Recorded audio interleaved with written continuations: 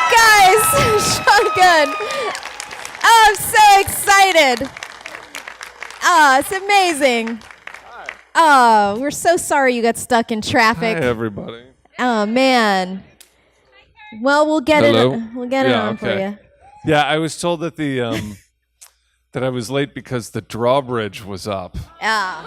Which I thought was the most Games of Thronesian reason to be late to a thing. But yeah, no, there was nobody there to pick me up, so well, let me do an official introduction to you because, man, these are hardcore fans, okay? They've been waiting so excitedly, so patiently. Guys, some quick rules. This is a Q&A.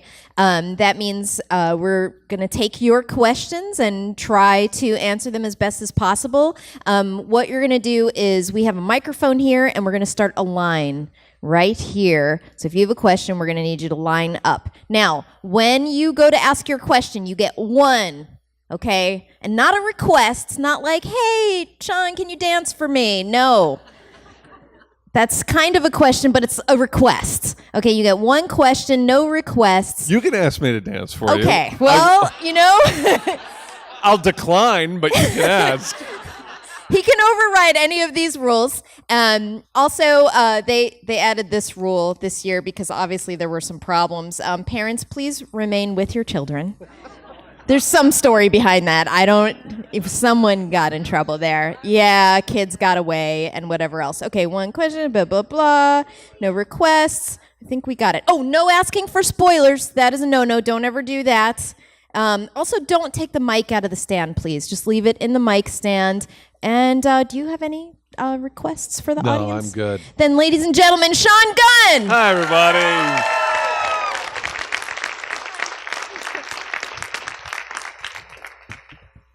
It's nice to be here.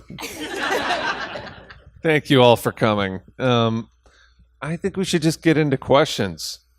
I mean, oh, there we go. All right, let's do it. Hi, my name is Ken, and my question is probably the question you get 101 times this morning, I guess. Will we be seeing more Kirk, and will there be more Gilmore Girl movies?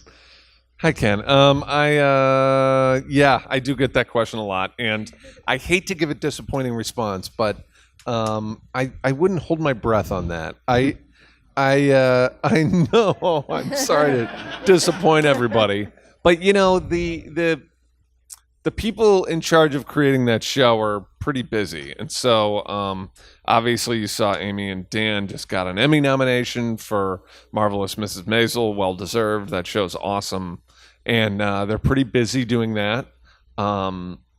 Alexis is certainly busy on her show, and so on. I'm as busy as I can be. So I don't know that there will. If there were, I think it would be years down the road. I don't think anytime soon that we'll be shooting more. We were pretty lucky to be able to get back together and do additional episodes for a year in the life, and so I'm not sure we'll be able to catch that lightning in a bottle again. I'd love to try if we can, but you never know. Okay, thank you. Mm-hmm. Hi. My name's Reagan. Hi. I was wondering, this is probably just a really geeky question, if you could play any other character that was in the Marvel Universe, who would you want to play and why? Well, that's a tricky question because it would have to be something I'm right for. I mean, it's like, it's one thing as an actor to be like, I'd like to play Thor, but I mean, it's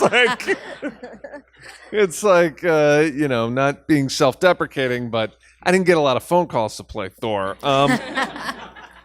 So I don't know who it would be. I mean, I'm very grateful to be a part of what I'm already a part of. That said, I'm very intrigued by the Silver Surfer. So, ooh, that's a good choice. So there you go. Good Silver Surfer. Well, thanks. I appreciate that. Thank you. May need to work out a little bit for that one too.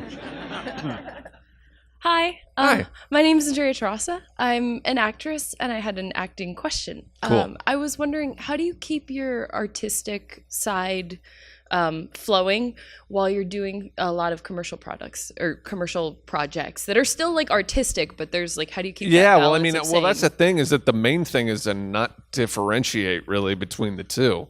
Fair. I mean, the idea that that when you are making something that you're trying to sell, that's commercialized and somehow corrupt, as opposed to, oh, I'm doing this to be an artist.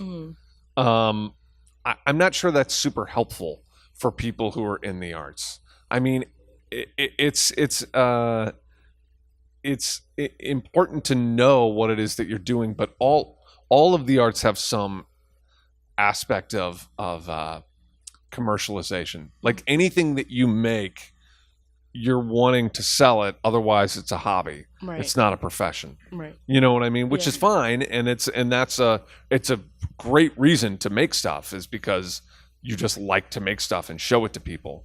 But you're not a professional when you do that. Right. So I think that the idea is to merge the two. That what you want is, you're trying to sell this, but the way you're going to sell it is to make it as good as you possibly can. That's why I think the Marvel movies have been very successful. Is that at the end of the day, the people making the decisions really are trying to tell great stories. And yes, they're trying to make money, but they've decided that probably the way we're going to make the most amount of money is by telling a great story. Right. And so you keep your eye on that ball.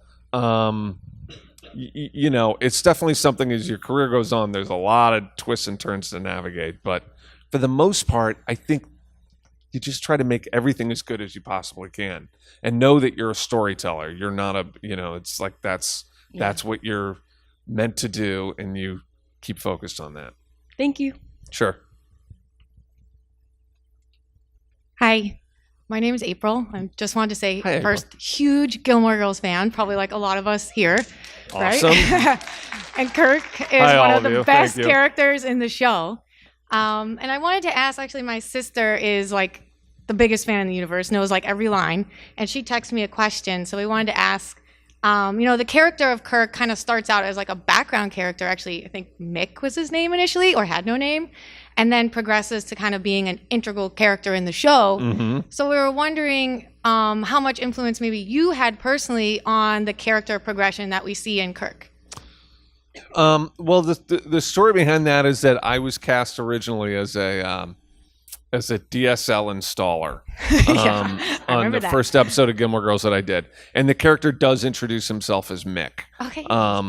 But he was not intended to do more than one episode. It was a guest star role, and I guess Amy really liked what I did, and so had on an episode, the next episode, had a delivery guy, and was like, I want a guy like the guy who played the DSL installer, and they ended up asking me back, and they sort of kept asking me back to play these roles. I didn't really know it was the same character or what it was. She forgot that she'd given him a name and then gave him a new name instead. But I mean, I didn't have all of the input that I had was the creative input that I had when I played the character. Mm-hmm. So like, I never said, oh, I think you should do this or do this. Like, we never talked about it, but she would write and I would try to perform what she wrote. Yeah. And then she kind of tweaked it. And I think over the course of maybe 5 or 6 episodes, we kind of discovered who Kirk was, Nice. So it's a really fun way to be able to collaborate with a writer, and all of the words were hers, but I did what I could to try to shape the character too. You did great. We Well, love that thank you. character. Thank you. Appreciate it. I'm gonna make sure I don't take this out. I was gonna say I can touch it, right? Yeah, I know. Name's Andrew. First off, love the shirt. I wanted to let you know Oh, that, thanks. Sean. And I actually wanted to also say I actually came here for Lisa as well. Big fan. hi. So just want to throw that out. So my question actually is for both of you. What inspired you to get into entertainment, and what keeps you inspired and wanting to be in this business? You first, Lisa. Okay, well, thank you. That was really nice. But this panel is about Sean. But Gotcha. quickly, I'll just say I was a middle child and wanted attention. That's it. Respect that. No, that's Just cool. wanted some love. Gotcha. I was going to say I strangers. was a youngest child and wanted attention. Just all children want attention. I don't know it is true that I'm from a big family, and so we were all into entertainment. But I don't know. I'm an old school. Like, I love the show must go on. I love being on stage in front of people. I always did. Yeah. But as I was saying just a couple of questions ago, I think that as I've gotten older and have had more of an actual career in the industry, that it becomes more about connecting with people and telling stories. Fantastic. And really that's it. And it's like, and if that's what your jam is, then you keep doing it. It's like I get that fixed however I can. So it's a great answer. Yeah, I'm in entertainment too, so that's why I appreciate it, man. Thanks. Cool. Hi, my name's Debbie. Actually, the other girl actually stole my question, so I come up with another one. Oh no. Which was more demanding from you as like an actor, doing the Gilmore Girls Kirk or in Guardians of the Galaxy? Which is more demanding? Like, which one did you have to dig deeper? Yeah, well, I think ultimately Guardians is sort of a tougher gig. Only because it depends on how you look at it. I mean, Gilmore Girls, we shot very long hours and could be very difficult set in terms of just that, in terms of how long the hours were, how many pages we were doing a day, and that kind of thing. But the character itself is something that I discovered pretty quickly in the first season, and we, shot for 7 more seasons. So it got to a place where I feel like I knew Kirk so well that everything felt like second nature. I still haven't gotten there with Guardians. I don't know that I ever would. So it's like a little bit more. It can be a little bit more nerve-wracking, I think, to play each scene. And plus, doing 2 characters in Guardians, I'm both playing Kraglin and I'm playing Rocket on set, which is also physically demanding. So, like, I think in many ways, Guardians is harder. But it's also more rewarding in some ways too. So I don't know. I try not to they're not in competition with one another to me, But if I were to answer, I'd say probably Guardians is a little more tricky. Thank you. Sure. Hi, name's Tim. Hi, Tim. Glad to see you. For anyone that hasn't seen Guardians 2, cover your ears. My question has to do with, in that movie, when Yondu's character actually passes. Mm-hmm. At what point did you know this, and how were your feelings towards this? I mean, was it you didn't know it until you read the script, or was this like a hidden thing? I knew pretty early, actually. I knew my brother, James, sat me down at a family gathering. It was my parents' 50th wedding anniversary, and we sat down, and he told me the whole story for the second movie, and almost everything he told me remained in the movie. And that was a good several months before they started production, and at least 6 months before we had a script. Yeah. So I knew sort of at that point what happened. Mm-hmm. And I think it's great. It's like, to keep harping on this same point, it's like he's a storyteller, and that was what he wanted to tell. That was kind of what ended up happening. And so I thought it was pretty great right from the beginning. Yeah. We just had that moment where he sat me down and told me the whole story. He just did that for Guardians 3 about a week or so ago. So now I'm not going to ask. She said don't ask. Can ask whatever you want. I'm pretty much a fortress. I don't think I wouldn't say anything. I can't even say if I'm in it. So it's like I can't tell anything. But that's a fun part of the process for me. It's like one of the touchstones. It's like he tells me the story, and then a few months later I get a script which I get to read, and then we're in production before I'll too look long. forward to seeing you in the next one. Thanks. Hello, my name is Eddie. So in the Gilmore Girls, obviously you play a very comedic role. And comedy, I know it can be very challenging. It can almost be a science. So I was wondering, you had comedy down so well in that show, if you had received any kind of comedy training before that. That's a very good question, Eddie. And I had had sort of all-encompassing training. So I had gone to theater school in Chicago at the Goodman School of Drama, and which is a conservatory. Got a degree in acting, and had sort of studied everything. I did not really think that I was going to be a comedy guy when I moved to LA. Like I thought I would do everything. And it just turned out that I ended up getting cast in comedies. And I think you're right. I think that there is a science to comedy. I think that hitting jokes is something that you either sort of have a natural ability for or you don't. And you can get better at it, but yeah, I did not specifically have training in terms of telling jokes, but I did come from a big family, and I knew timing, because I knew that when you have 8 people, there's 6 kids in my family, and I knew that when you've got that many people talking at once, if you want people to laugh at your joke, your timing has to be perfect. And so I think that maybe that helped, but yeah, I don't know. It just ended up being, I think on Gilmore Girls, I loved the old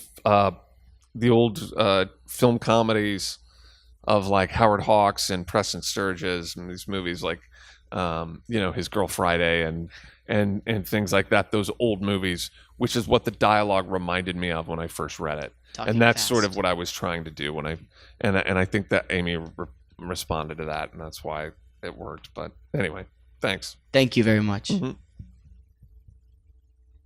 Hi, my name is Stephanie. Hi. I just want to say thank you so much for everything and bringing such a beloved character of Kirk to my family. Me and my mom, we love the show, and you especially. My question is, what is your absolute favorite memory, whether it be, while filming or on just the set, from Gilmore Girls? Well, thank you, Stephanie. I appreciate that. Thanks for watching. Let's see. If I have one favorite memory, that's kind of tough. I think that my favorite memory was actually walking on to set for the first time when we did the reboot, when we did A Year in the Life. That it had been 10 years, almost 10 years, 9 years, I guess. And then just walking back and sort of seeing Stars Hollow there, after having had the experience of the show coming back on Netflix and finding this new generation of fans that I didn't even know were there. All of a sudden the show got really big and popular again after being dormant for years. It was like a volcano, and that was pretty great. And then just going back and being on set again was pretty magical. Thank you so much. Thanks. Hi. So I was wondering, in Guardians, because you are the behind the scenes for Rocket. How challenging was that, and did it interest you in doing more CGI work? Yeah, that's a good question. It does a little. I mean, when I started doing Rocket, we didn't have any idea of what the process was even going to be. I sort of showed up on the first day and did the table read, and then when we started rehearsing the scenes, I just got down I just squatted down and started doing it, and it turned out that that's what worked for the character. And so now I'm like 4 movies in doing that, if you count both Avengers movies, and I'm totally open to doing more of that kind of work and CGI type work. I don't know. it's hard to pursue in the same way that you pursue other acting roles. But I like doing it, and I feel like I've learned a lot about how the performer relates to the visual effects team and what they're looking for and all that kind of stuff. So yeah, I mean, it's pretty challenging work. It's physically very challenging. I think if I played another CGI character, I'd not want to be squatting the whole time. Someone taller. But yeah, I'm interested in it. I think it's fun. Thank you. Thanks. Hello. First, he wanted to say, "Don't sell yourself short." He thinks you could be a great Thor if you wanted to be a great Thor. I got one question. If you can't answer it, I'll go on to my other one. Since Guardians of the Galaxy 3 is coming out after the second Infinity War, is your character did he disappear with the snap of the fingers? I can't answer that. Can't answer. All right. My other question is, I mean, I could answer that, but I'm not going to. I'm glad that you know the answer.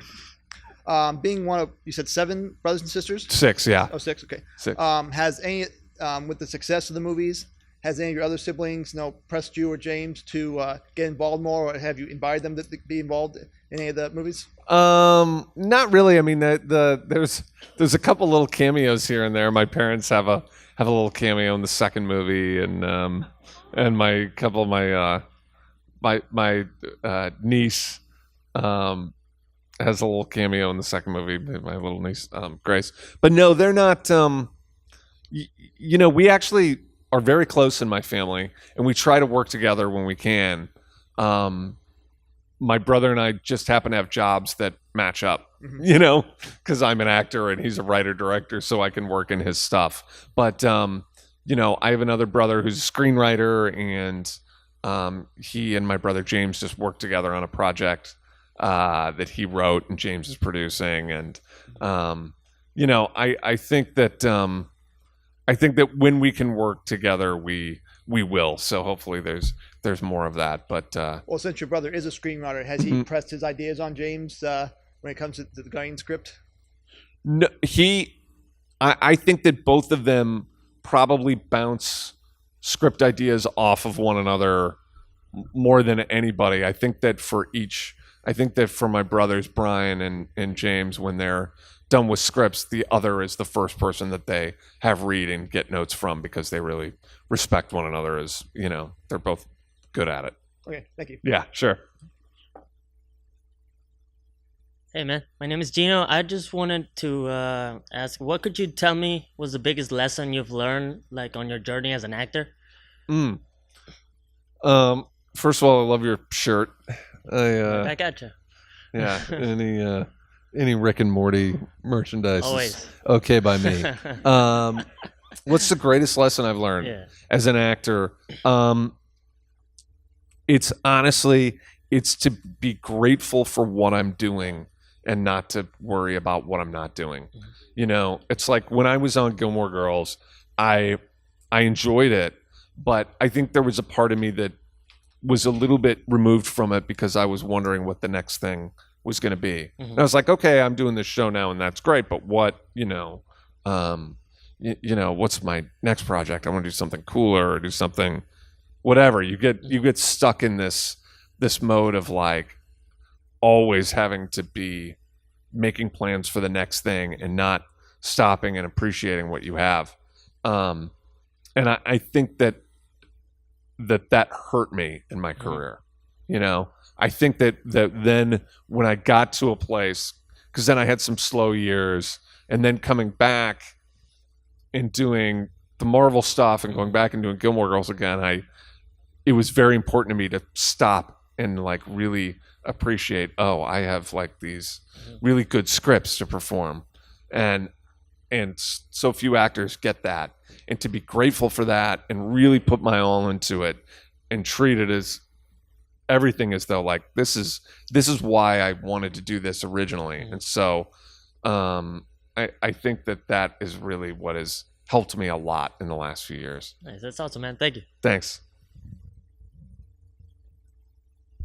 In this day and age, for your profession that you chose, entertainer, actor, how important would you say would be a social media presence? And at what point in your career did you discover that you needed either a social media presence or maybe you haven't yet? That's an interesting question. It's incredibly important to have a social media presence. You kind of have to, and the point that I realized that was about 2 or 3 years ago. I was talking to a friend of mine who was a writer director and told me that he was trying to get financing for his next project. And he was talking to some of the money people, and he was talking about casting. And he said, "Oh, I'm sort of interested in this person and this person." And the financial people said, "Well, how many followers do they have?" And they wanted to know. It was important to them that that the people that they cast in roles, particularly in smaller movies, had a social media presence. I don't deny them that at all. I'm not one of these actors who's like, "Oh, that sucks, isn't it too bad?" And anytime you start to think about it used to be great and now it's not anymore, you're going to be a step behind. Everybody, if you're putting money into a small movie, you're trying to make your money back. And if you think that it's easier to make that money back by having people who can cross promote it on social media, more power to you. I don't have any problem with that whatsoever. But it did ring a bell with me, like, oh, I gotta to not sleep on this, And I try not to do it falsely. On social media, my brother's great at it, so I have a great role model there because he engages with his fans in a really, I think, compelling and generous way. And so I really just chose one. I'll throw things on Twitter or Facebook every now and again, but basically I'm active on Instagram. It's my real life. I post it myself. Nobody runs it for me, and so I hope that that's enough to stay, engaged as much as possible, and I really enjoy it still. So I do that, but yeah, you're right. You kind of have to these days. Thank you very much. Mm-hmm. Thank you. And we actually just have time for one more question, so we're going to make you the last one. Thank you. Thank you.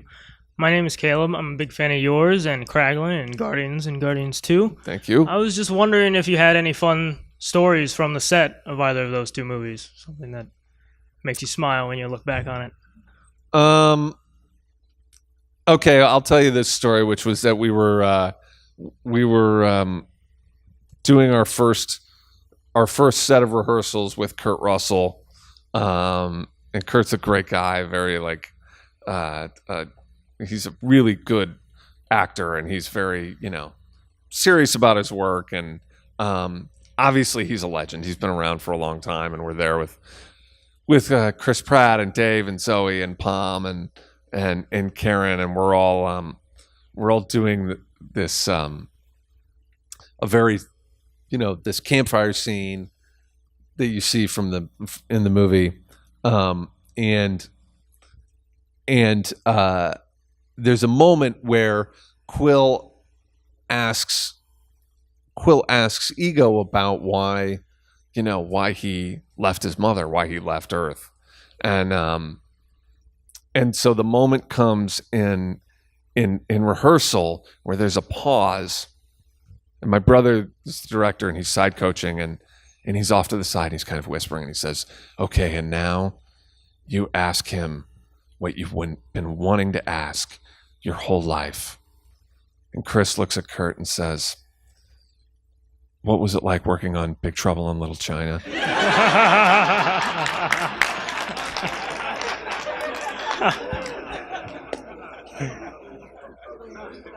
And we laughed about as hard as y'all laughed right now. So that's a moment that I will always remember. It was a lot of fun. Thank you.